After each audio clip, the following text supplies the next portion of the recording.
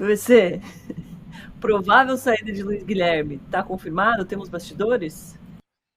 Eu não tenho certeza. A matéria, a notícia, o West Ham tem interesse. Eu não sei o que o Palmeiras vai fazer. Ontem eu perguntei para a gente do clube e as pessoas do clube desconversaram. Disseram, depois a gente fala sobre isso. O que me leva a compreender que a notícia que o Hernan deu está certa.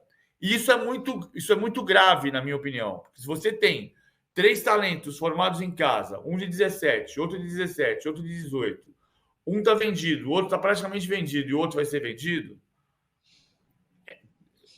você forma jogador para fazer festa do outro lugar. Eu sei que tem uma situação delicada, mas tem alguém que tem onda em algum momento. O Palmeiras está num processo de reformulação. Se você pegar o time que jogou ontem e comparar com o time que jogou contra o Boca Juniors em outubro, são 5 titulares diferentes. Você não tem... tinha o Arthur, não está mais. Tinha o Rony, é reserva. Ele fez igual. A Zé Rafael não está jogando. São 5 diferentes. O Arthur foi embora. O Rony não está jogando. São 5 diferentes. Em relação ao time que ganhou o Brasileirão em dezembro, são 3 titulares diferentes. Então tem uma mudança em curso. Quando você vê que o Estevão é titular, o Hendrick é titular, o Luiz Guilherme é titular, é porque o time mudou num período de 6 meses. Só que aí você está falando que esses 3 que ganharam posição, um está vendido, o outro está sendo vendido e o outro pode ser vendido. Então temos aqui um problema. Acompanharemos para ver se vai rolar mesmo essa venda do Luiz Guilherme ou não, e aí como que vai ser essa substituição. Agora, no Flamengo, Igor, o Fabrício Bruno não será vendido. Notícia em primeira mão do grande repórter investigativo Gabigol. O influenciador digital Lil Gabi confirmou na jornalista do jogo que o Fabrício Bruno não iria, e ele acertou. Brincadeiras à parte, justamente o mesmo clube aí, o West Ham, que estava negociando com o Fabrício Bruno, é que está querendo levar, pela notícia do Hernan, o Luiz Guilherme para lá. E a decisão do Fabrício, né, a gente já noticiou desde ontem, esses detalhes aí que não foram aceitos em relação ao salário. O Fabrício Bruno, vale lembrar que teve uma renovação contratual com o Flamengo agora em fevereiro, né? O gatilho salarial foi acionado aí, ganhou um aumento. E aí, quando ele colocou na ponta do lápis, vou morar no Rio de Janeiro, ganhando o que eu ganho agora, e vou morar em Londres, ganhando um pouquinho só a mais, né? Pouquinho, estou guardando nas devidas proporções de salário de jogador, tá? Um pouquinho só a mais para morar em Londres e gastar muito mais do que eu gasto aqui no Rio de Janeiro, com todo o contexto familiar que isso envolve, a mulher que está grávida, enfim, um cenário aí. Teria um salto tão significativo assim para o aspecto financeiro do Fabrício Bruno. A decisão foi permanecer. Ele que tem 28 anos, é uma decisão que impacta não só na dinâmica da zaga ali. O Tite disse que estava por ele, ficava todo mundo, né? Mas, enfim, permanece o titular. E do aspecto financeiro para o Flamengo, apesar de uma proposta ser muito interessante para o Flamengo, né? Você vai receber praticamente 80 milhões de reais num zagueiro, depois de ter investido 15 para trazê-lo do Red Bull Bragantino. Enfim, uma venda a essa altura da carreira muito difícil de acontecer para um clube de Premier League. O Flamengo não empurrou o Fabrício Bruno fora do clube, pelo contrário, deixou ele bem à vontade de tomar a decisão, e a decisão foi de permanência nesse momento, diante dessa proposta específica do West Ham. Agora, se virão outras propostas aí, o futuro vai dizer, mas nesse momento é a permanência do zagueiro, e esse Flamengo que se prepara com o Fabrício Bruno de volta à disposição. Ele ficou no banco no último jogo pela Libertadores, agora vai enfrentar o Vasco no Clássico do domingo no Maracanã, podendo contar com todos os seus zagueiros aí atuais que estão no elenco, inclusive o Fabrício Bruno, que deu uma de Dom Pedro I e disse que fica, pelo menos por agora. A gente tem, inclusive, o Gabigol falando essa notícia, né, que a gente comentou ontem ou anteontem, já não lembro, mas vou pedir para o JP rodar. Anteontem, né? Obrigada por você. Pedir para o JP rodar para a gente rever. Só um minutinho, tá chegando. Você acha que é melhor para quem o Fabrício Bruno ficar? Para o Flamengo, para o Fabrício Bruno ou para o West Ham? Sacanagem colocar o West Ham, né? É melhor para quem? Eu acho que o melhor, quem foi muito bem nessa história, além do Gabigol, foi o Fabrício Bruno, porque ele fez a conta. Sabe a história de o Roger Guedes dizer: meu sonho sempre foi jogar no Catar? Brincando comigo, né? O cara pode ter o sonho de jogar na Premier League, mas o cara não sonha jogar no West Ham. O cara sonhou jogar no Flamengo e jogar no Fabrício Bruno vai ficar no Flamengo, hein? Vamos ver a cena primeiro. Está pronto. Oi, PVC, não consegui te ouvir. Acho que já baixou. Acho que o JP já baixou. Vamos ver primeiro o Gabigol falando reportagem, depois eu comento. Bora.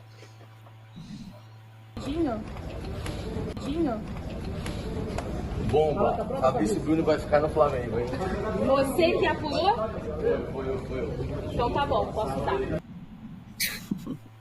Pergunta da Beli, né? Falando, e aí, você que apurou? Ele fala, Você sim. que apurou? Beli Costa. Diga pra você. Eu fico pensando como é que o Fabrício Bruno reagiu ao furo de reportagem do Gabigol, porque é um assunto. Assim, eu já cornetei o Gabigol bastante por essa cena, né? Dizendo que ele passou batido e ninguém quis falar com ele. O Igor já explicou que não é bem assim, todo mundo sabe que ele não vai falar, então ninguém chama. Beleza, ele passou batido. Aí ele falou, a informação que ele deu estava certa, ele fala bomba. Bomba. Justo. Agora, eu não estou pensando como é que se o Fabrício Bruno queria falar sobre isso. Porque se o Fabrício Bruno quisesse falar sobre isso, ele tinha parado para falar. Mas, enfim, problema de cada um com seus problemas. Cada um com seus problemas. O Fabrício Bruno provavelmente não ficou bravo, mas o que eu acho que o Fabrício Bruno foi muito bem foi de fazer a conta. Existem momentos de mudanças de ciclo de jogadores brasileiros que vão e que voltam.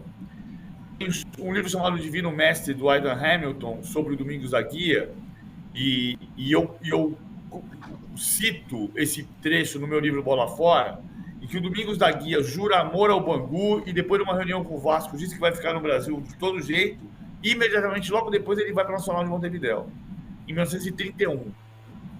Porque o profissionalismo no Brasil só começou em 33 e no Uruguai começou em 27. O cara queria ganhar dinheiro. Depois você pega assim, anos 80, quando o Falcão vai para Roma, pagava-se muito mais na Itália. Mas no final dos anos 80, então, com hiperinflação no Brasil, era um negócio de maluco. 91, 92, quando os clubes faziam orçamento, quem é mais novo não vai saber disso, mas você fazia. Vizinho meu falou assim: quanto você pagou nesse carro? Aí eu paguei 10 mil dólares. O cara comprava carro em dólar no Brasil, no começo do Plano Collor. E os clubes faziam orçamento em dólar. Quanto custou o Edmundo, contratado pelo Palmeiras ao Vasco? 1.800.000 dólares. Na época foi recorde de contratação do futebol brasileiro. Quanto custava isso em cruzeiros, que era a moeda da época? Ninguém sabe. Ele veio por 1.800.000 dólares. E nessa época, como estava tudo dolarizado, e a Itália começou a ter um problema com a Operação Mãos Limpas, então o rigor com os impostos ficou muito maior na Itália, o jogador brasileiro voltava para o Brasil. Leonardo voltou da Espanha, Ricardo Rocha voltou da Espanha, Evair voltou da Itália, Mazinho voltou da Itália. Teve um movimento de retorno gigantesco. Por quê? Porque o cara começou a fazer a conta. Eu vou ganhar 10... mas eu vou pagar 7 de imposto. Não, eu fico aqui para ganhar 8. Então, ele simplesmente fez a conta, falando: cara, eu vou ganhar mais jogando no Brasil do que jogando na Inglaterra. Vou mudar a vida da minha família, vou montar a casa nova, vou fazer tudo, vou morar num lugar que eu não conheço. Para ganhar menos que eu ganho aqui? Não, cara, eu vou ficar aqui. Lógico, ele tá certinho. E tem um detalhe contratual esse BNPC. Tem um detalhe contratual, desculpa, Dom, tem um detalhe contratual rapidinho. O contrato atual, quando ele fez essa renovação, assinou até 31 de dezembro de 2028. Então, a oferta que o West Ham tinha para ele é até junho, fim 30 de junho, né, de 2028. Então, ele estaria mudando de um clube, assinando um contrato, né, que daria um salário ligeiramente maior, mas com um término de 6 meses antes do contrato. Então, talvez aí, né, não sei os valores exatamente do salário, mas talvez aí nessa conta o valor total do contrato ainda ficasse ou igual, Menor. ou talvez tivesse até uma diferença menor aí a favor do Flamengo.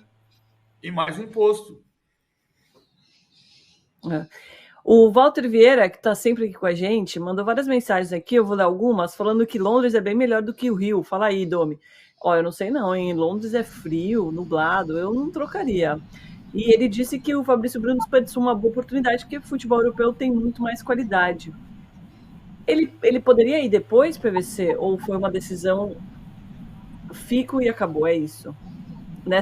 Com essa idade, né? 28 anos. Não, ele tomou uma decisão que provavelmente vai ter um impacto de que ele não vai ter mercado na Premier League de novo. Você não vai ter um clube. O West Ham hoje é um clube médio, um clube de 9º lugar do campeonato inglês. 8º, 9º, 7º, já brigou para ir à Champions League, mas ficou fora. É um time que jogou final de Conference League. Então, é um clube importante. Zona leste de Londres, embora seja West Ham. Sabe o que é West Ham no leste? Sabe por quê? Você pega o trem até o final da linha, na Zona Leste, e aí você pode fazer a conexão para o East Ham ou West Ham. E o West Ham fica no West Ham, só que na Zona Leste de Londres, região leste de Londres, lá onde fica o Estádio Olímpico. Muito bom. E tem presunto Ele não vai lá? ter mercado de Premier League de novo, provavelmente.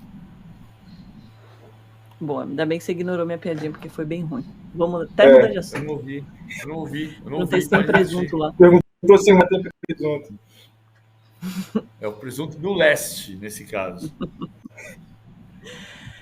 Já que a gente já está nesse assunto internacional, vamos então com essa final da Champions, amanhã, 4 horas da tarde, Real Madrid, Borussia Dortmund. A gente tem de um lado Real Madrid, que é recordista de título, 14 títulos, atual campeão espanhol, com 2 candidatos a serem os melhores do mundo. Do outro lado, a gente tem o Borussia Dortmund, que vai tentar apenas o 2º título, ficou em 5º no alemão e tem um elenco muito menos valioso. Ninguém acertou por enquanto aqui no chat quantas vezes o Real é mais valioso que o Borussia. Vou dar mais uma chance para vocês. Dito tudo isso, eu quero saber quem vence. O PVC já falou, Real Madrid, né? Eu falei Real Madrid. Eu acho que sim. Estou tentando ver aqui a conta da posse de bola. Eu acho que o Real Madrid vai ganhar. Você sabe que faz uns 12, 13 anos que eu falo uma coisa, que a Champions League é o torneio mais espetacular do planeta. Não tenho a menor dúvida disso. Mas ele é um torneio previsível há 15 anos. Você sabe quem vai ganhar. Eu estou falando isso sabendo que pode ser diferente amanhã. Mas quem é que vai ganhar a Champions League? É assim há 15 anos. Vai ganhar o Real Madrid, ou o Barcelona, ou o Bayern, ou um inglês. Isso já bateu na trave de ser diferente, né? Por exemplo, Real Madrid, Atlético de Madrid, a final de Lisboa, o gol do Sérgio Ramos no minuto 4 empatou o jogo e levou para a prorrogação. A final de Milão, Real Madrid, Atlético de Madrid, foi decidida nos pênaltis. A final Real Madrid e Juventus, ou Barcelona e Juventus, a Juventus podia ter vencido. Mas desde 2011, você sabe que o campeão da Champions vai ser ou o Real Madrid, ou o Bayern, ou o Barcelona, ou um inglês. Amanhã pode ser diferente. E o Borussia já foi zebra, né? Em 96, 97, 3-1 na decisão contra a Juventus, que era muito favorita, né? Tinha Zidane, Didier Deschamps, Del Piero. Em Roma. A Juventus era campeã, era a última em 96. A Juventus foi campeã em 96 sem Zidane. O Zidane era do Bordeaux. Então tem uma história linda do Zidane, né? O Zidane jogou a Copa da UEFA de 96, 95, 96 pelo Bordeaux e eliminou o Milan. E o Milan decidiu que ia contratar o jogador mais importante do Bordeaux e contratou o Dugarry. E a Juventus foi lá e contratou o Zidane. E no ano seguinte, a Juventus com o Zidane foi até a final da Champions em Roma e perdeu para o Dortmund, que tinha Klose, Zammer, Kri e Kohler. Reuter, Lambert, Paulo Souza que o Igor conheceu pessoalmente, e Heinrich, Andreas Müller, Capuissá e Riedel. E no meio do jogo entrou um menino chamado Lars Ricken, que acabou com o jogo e fez o terceiro gol. O Dortmund ganhou 3-1 da Juventus no Estádio Olímpico de Roma, na Itália. Acho mais difícil hoje. Depois o Borussia Dortmund foi a decisão de Wembley em 2013, dirigido por um tal Jürgen Klopp, um time fabuloso, e que meteu 4-1 no Real Madrid. Weidenfeller, Hummels, Schmelzer, e deu branco do lateral direito. Gundogan, Kuba, Grosskreutz, Marco Reus e Lewandowski na frente. E o Mário Götze, né? Que não jogou a final porque estava machucado. Era um timaço do Dortmund. Vou descobrir o lateral direito já. Boa, e o Lewandowski já com o contrato assinado para ir para o Bayern, né? Esse detalhe da final. Não, para o Bayern. Não, quem estava com o contrato assinado era o Götze. O Lewandowski foi só no outro ano. Foi na outra. Tem um detalhe, que a estratégia do Bayern de contratar jogadores rivais. O Bayern foi campeão com o Mandzukic de centroavante. Croata. Enquanto o PVC procura aí, o Reginaldo Oliveira falou que é 10 vezes mais caro o elenco do Real Madrid, assim como o Wilson e o Yamauchi, mas não é tanto assim. É 3 vezes mais caro. Quem acertou foi o Eduardo KS Melo. Muito bom. Parabéns, Eduardo. 3 vezes mais caro. Eu tava vendo aqui, o jogador mais valioso do Real é o Bellingham. Piszczek, era o polonês. Piszczek. Polonês. Lateral direito. Então, o Bellingham é o mais caro do Real. 180 milhões de euros, mais ou menos R$1 bilhão, pouquinho. O do Dortmund é o Malen, que é 40 milhões de euros. Olha a diferença, 200 milhões de reais. É muita diferença, hein, PVC? E o Malen nem titular, né? Assim, tá jogando Füllkrug, tá jogando Brandt, ADM, e o Malen tem ficado no banco de reservas. Não deve começar o jogo amanhã. O jogador mais caro do Dortmund não é titular. Se você olhar só o elenco, incluindo o treinador, dá 12-0 no papel? Acho que não. Vamos pensar aqui. Camavinga com Sabitzer entra nesse time. Eu escalo Sabitzer no lugar do Camavinga. Eu escalo Schlotterbeck no lugar do Nacho. Acho que só. 10-2. Mas não escalaria se a Alaba estivesse saudável, hein? Se fosse você está batendo o Schlotterbeck com o Nacho. Mas aí se fosse bater com o Rudiger, se fosse bater com o Militão saudável, com a Alaba, não sei se levaria. Mas eu acho que hoje Schlotterbeck, o provável titular amanhã é o Nacho, porque o Militão está voltando de lesão, e o Alaba também.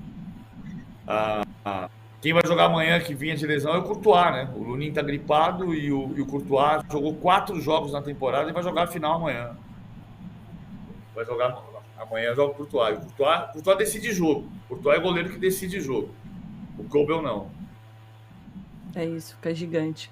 Agora, se o Real não ganhar, o Vinícius Júnior perde a chance de estar entre os melhores do mundo, porque depois vem a Eurocopa contra a Copa América, né? Então, para ele, obviamente, uma vitrine muito menor do que os outros concorrentes. E aí vai ficar bem mais difícil para ele estar. Não sei nem se estaria no top 5, hein? Se o Real perder. Então, aí a gente vai chegar à conclusão de que o pedindo o prêmio individual é o jogo coletivo. É uma era muito diferente de Messi e Cristiano Ronaldo. Messi e Cristiano Ronaldo, a história passou na nossa frente assim, falando, presta atenção em mim. E quem não prestou atenção, igual Pelé e Garrincha. Messi e Cristiano Ronaldo estão para a década de 2010, assim como Pelé e Garrincha para a década de 1960. Passou na tua frente assim. Se você não viu e não prestou atenção, já era, acabou. E o que decidiu nesse período, você vai pegar 2009 campeão Milan, campeão Barcelona, 2011 Barcelona, 2014 Real Madrid, de 2009 para cá, 9 é 1, são 16, são 15 competições, né? 9, 10, 11, 12, 13, 14, 15, 16, 17, 18, 19, 20, 21, 22, 23. 15 competições. O Real Madrid ganhou 5 e o Barcelona ganhou 3. Quer dizer, metade desses últimos 15 anos foram dos times de Cristiano Ronaldo e Messi. Embora a gente pode dizer que dos 3 do Barcelona, o Messi estava nos 3, e dos 5 do Real Madrid, o Cristiano Ronaldo estava em 4. Então são 7 de 15. 7 de 15 foram conquistas dos craques, não individualmente, mas foram conquistas dos gênios. Messi e Cristiano Ronaldo. A história passou assim na frente dos nossos olhos. Se você ficou olhando para outro lugar, já era. Qual?